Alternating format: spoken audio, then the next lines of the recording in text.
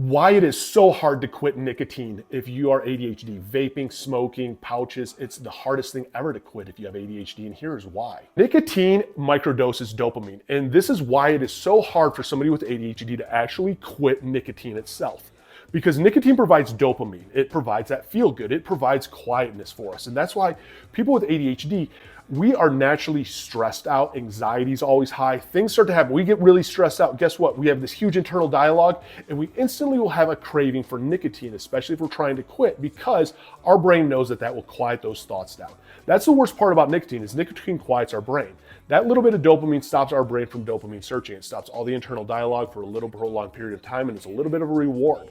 That's why if you are addicted to vaping, if you have trouble smoking, pouches, it is so hard to quit, because your brain is going to constantly default to it as a coping tool. And one of the hard parts is when you remove that coping tool, what are you replacing it with? And that is one of the big challenges. I struggled the longest. I started smoking at right around 15, and I didn't quit smoking until I was 40. I didn't quit nicotine pouches themselves until August 6th or February 16th of 2024. And so it's one of the hardest addictions there is, especially if you're ADHD. And this is something I wish I would have known. I got diagnosed ADD at 13, re-diagnosed ADHD at 17. That nicotine is a microdosing of dopamine. And in order to quit that, you're going to have to sometimes replace it, and you're going to have to replace it with healthier coping tools.